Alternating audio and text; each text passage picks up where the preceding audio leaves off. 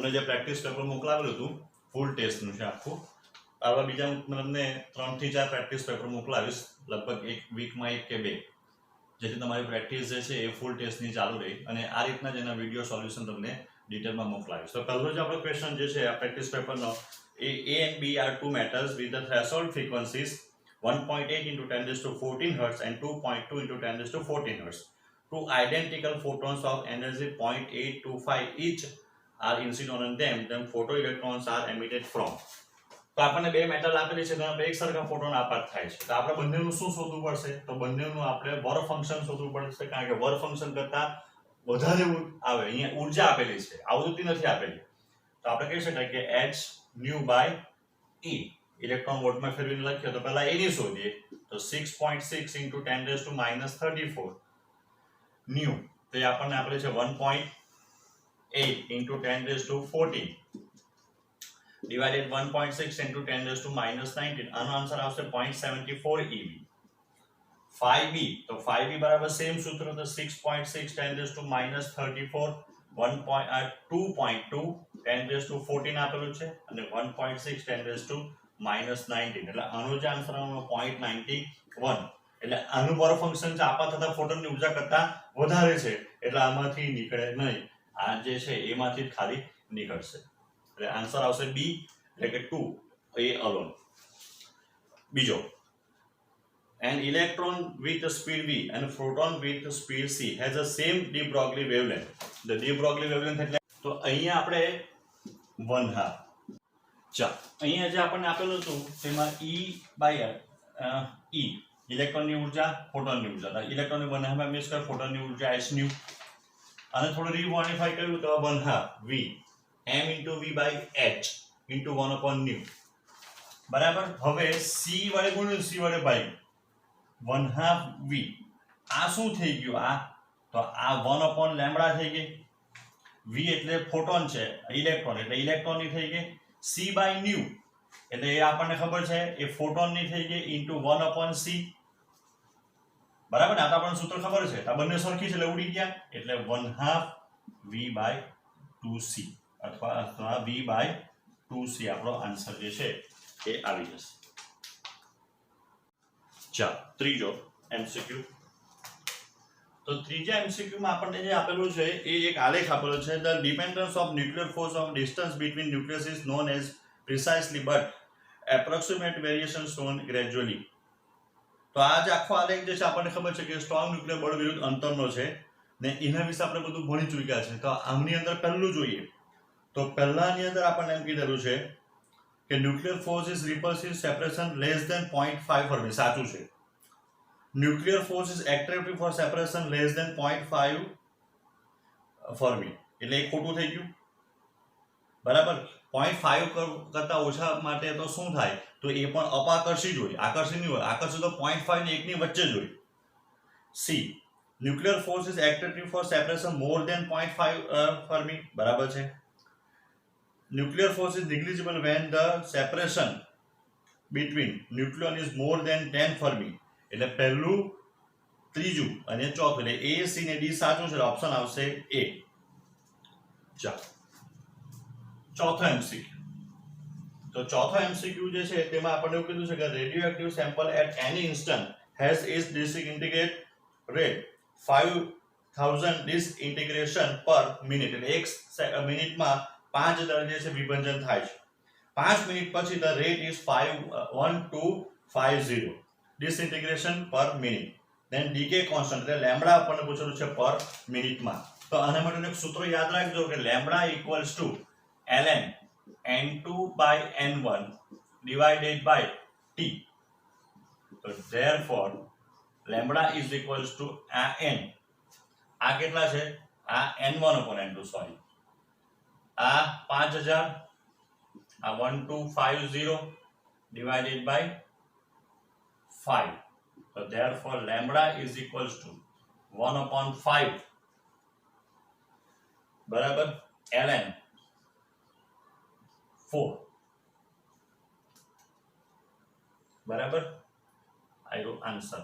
So therefore 1/5 ln 2 નો square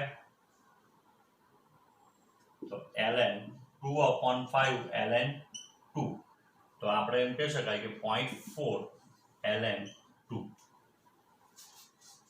બરાબર છે. ln 2 એટલે 0.02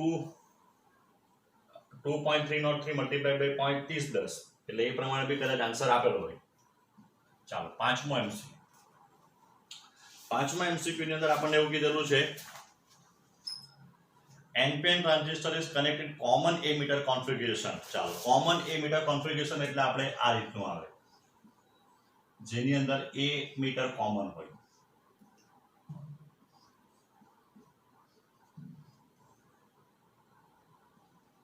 આ રીત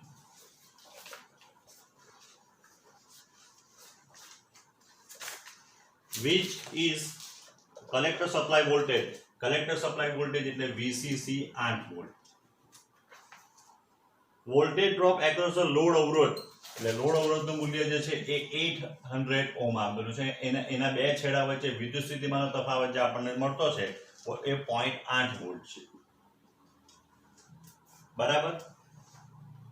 if the current gain amplification gain એટલે કરંટ ગેઇન એટલે બીટા બરાબર સૂત્ર છે IC/IB is equals to આપણને આપેલું છે 25/26. then power gain is given input resistance RI બરાબર કેટલું આપેલું છે, તો RI બરાબર આપણને 200 ohms આપેલું છે. તો પાવર ગેઇન બરાબર આપણી પાસે સૂત્ર છે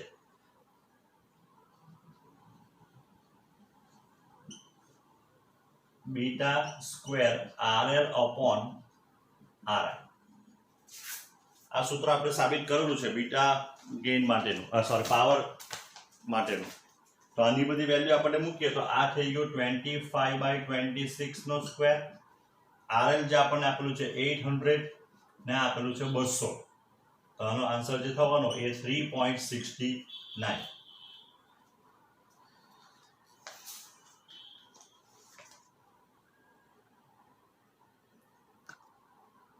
ચાલો 6th MCQ. for a gas R by Cv equals to 2/3 then gas is, તો જો Cv બરાબર F/2 R આવે તો R/Cv બરાબર 2/F. F બરાબર 3 મૂક્યો તો આપણને આન્સર મળે 2/3. તો F બરાબર 3 કોના માટે આવે, તો એક પરમાણિક એટલે કે મોનો એટોમિક એટલે કે આન્સર આવે 1. 7 a gas undergoes process A B C D A C, work done by the gas is.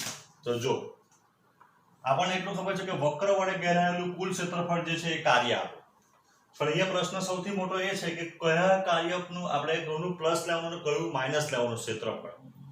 તો પહેલું જો આપણે લખીએ એરિયા કોનો AOD એટલે કે આ, તો એની અંદર તમે જો કે આ ભાગ સૌથી ઉપર છે હા, ને એ જેમાં એવું બતાવે છે કે જેમાં આ વિસ્તરણ થતું છે. V આમ છે એટલે વિસ્તરણ થતું છે, એટલે એનું જે ઓવરઓલ આવવાનું તે પ્લસ આવવાનું, પ્લસ એરિયા સેમ કયો BOC. તો કેમ, તો આની અંદર બીજો કે આ જે બતાવે આ માઈનસ થવાનું, કારણ કે આનું વિસ્તરણ છે પણ આ કેવું છે સંકોચન છે, પ્લસ એરિયા AOC. કેમ, તો અહીંયા બી ઉપરનો જે ભાગ જે છે તે વધારે છે ને એ વિસ્તરણની અંદર છે. જો એરો આમ હતે તો આપણે માઈનસ લખવું પડશે. ખબર પડી? તો આ બંને જે સરખા જ થવાના એટલે કેન્સલ, એટલે બચી ગયું ખાલી કેટલું, તો એરિયા AOC ને ત્રિકોણ છે તો ત્રિકોણ એટલે 1/2 એનો પાયો આટલું, તો એ આપણને કેટલો આપેલો છે, તો એ તમારું થવાનું 200 એટલે 100 એટલે કે 100 cc સેન્ટીમીટર ક્યુબ. બરાબર. એટલે આ 100 આ જે એક્ઝેક્ટ વચ્ચે છે આ આપણને આપેલું જે છે એ તમે જો તો 200 કિલો પાસ્કલ છે, એટલે એની વચ્ચે આયરું આ આટલું થાય. બરાબર. પણ એની આપણે હાઈટ આટલી લેવાની એટલે એ થવાનું 50 × 10⁻³ એટલે કે 2500 × 10⁻³ બરાબર. બરાબર. હવે જો પેલું ક્યુબિક સેન્ટીમીટર ક્યુબ હતું એનું 10⁻⁻6 મૂકીએ અહીંયા, એટલે 500 into 10⁻³ એટલે 2.5 જૂલ. જે પેલો કિલો જૂલ છે કદાચ આન્સર નહીં આવશે, જૂલમાં જ આન્સર આવશે. છતાં એકવાર જોઈ લેજો પછી મને રિપ્લાય કરજો. હવે આગળ જોઈએ 8મો. એ તો આપણને આવી ગયો છે, બુકમાં બી છે. A bucket of full of hot water cools from 75 degree to 70 degree in T1 time, from 70 to 65 T2, and from 65 to 60 then in T3. Then આપણને ખબર T3 always greater than T2, always greater than T1. એટલે answer આવશે આપણો 3. આપણો આ બુકમાં છે. ચાલો 9th કરીએ. તો 9th MCQ ની અંદર આપણને પૂછે if the length of cylinder on heating increases by 2, the area of its base will increase by. એટલે આપણને આપેલું છે કે delta L by L percentage આપેલો છે એટલે કેટલા 2% જેટલું ઇન્ક્રીઝ. તો delta A is equals to beta A delta T આપણી પાસે સૂત્ર બને.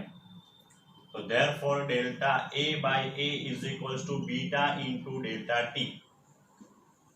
બરાબર છે. તો હવે બીટા એટલે 2 આલ્ફા ડેલ્ટા T.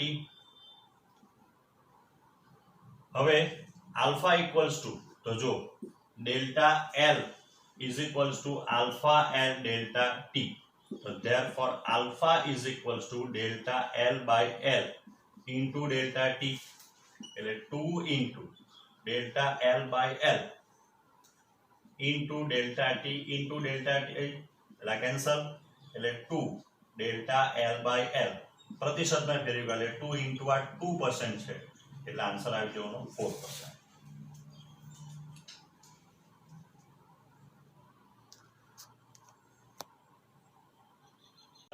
દસમો MCQ. The velocity of sound in helium is certain temperature is V0. Velocity of sound in N2 at that temperature will be. તો જો આપણી પાસે આનું સૂત્ર છે કે V બરાબર વર્ગમૂળમાં gamma RT by M0. એટલે કે V proportional to gamma upon M0. તો ગેમા આપણને કોનું પૂછેલું છે? નાઇટ્રોજનનું પૂછેલું છે. અને આપેલું કોનું છે? હિલિયમનું. તો N ને V લખીએ, ખાલી H ને V. તો gamma N by gamma H બરાબર MH upon MN is equals to, તો સ્ક્વેર રૂટ ઓફ હિલિયમ એટલે 4, આ થઈ ગયો 14. ગેમા N એટલે 7/5, કારણ કે ગેમાનું સૂત્ર છે આપણી પાસે F/2/2, F+2/2. એટલે નાઇટ્રોજન માટે F = 5 થાય, ડિગ્રી ઓફ ફ્રીડમ એટલે 7/5. હિલિયમ માટે 3 એટલે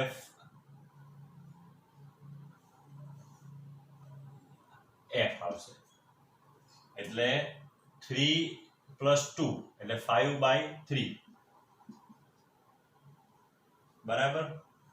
તો હવે આનું સાદુરૂપ આપીએ તો 5 7 multiplied by 3 થવાના, 5 multiplied by 5 multiplied by 4 multiplied by 14.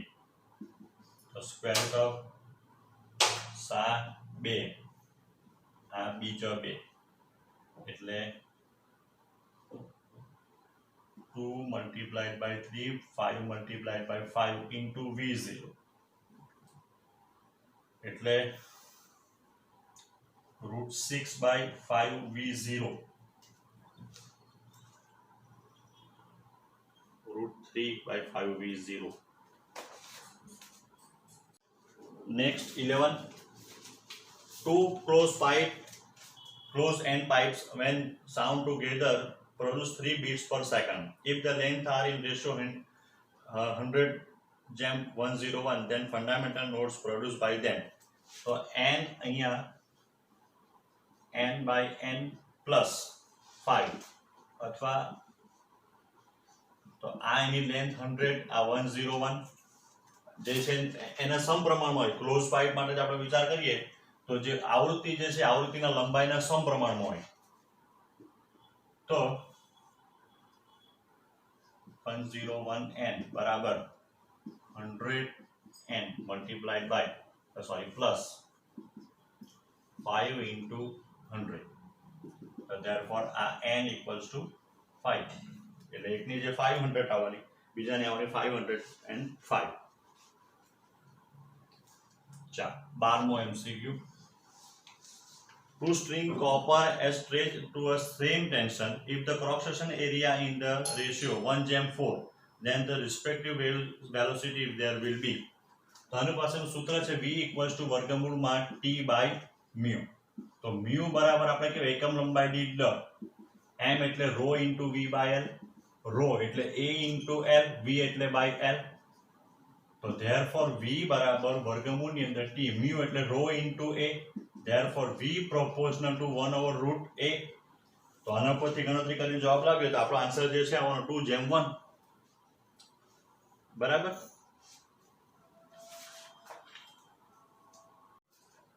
13મો MCQ. The period of rotation of sun in the equator is capital D and its radius is r. Then the Doppler wavelength shift expected from the light with the wavelength emitted from the edge of the sun's disk is equals to.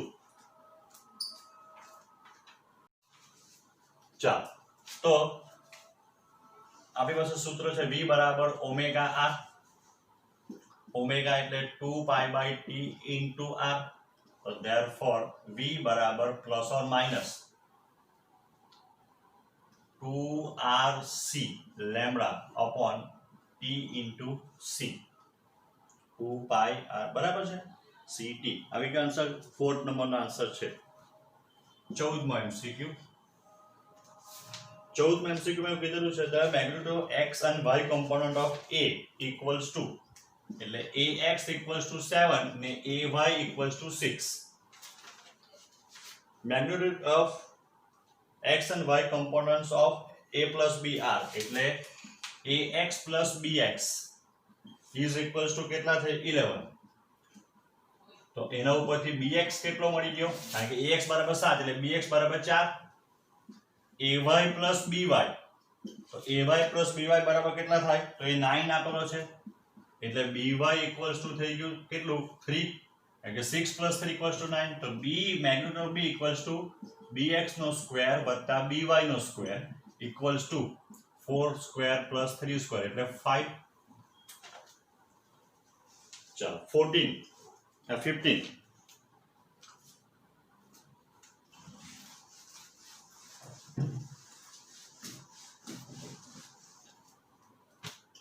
So 15mo MCQ. A very large number of balls are thrown vertically upwards in a quick section in such a way that the next ball is thrown when the previous one is the maximum height. If the maximum height is 5 meter, then the number of balls thrown per minute is equals to. તો જો આ માટેનું સૂત્ર છે t બરાબર v0/g. એટલે એક બોલ અહીંયા ઉપર જાય મેક્સિમમ હાઈટ પર કરે ત્યારે બીજો બોલ ફેંકવાનો. તો t બરાબર આ વર્ગમૂળમાં 2gh/g.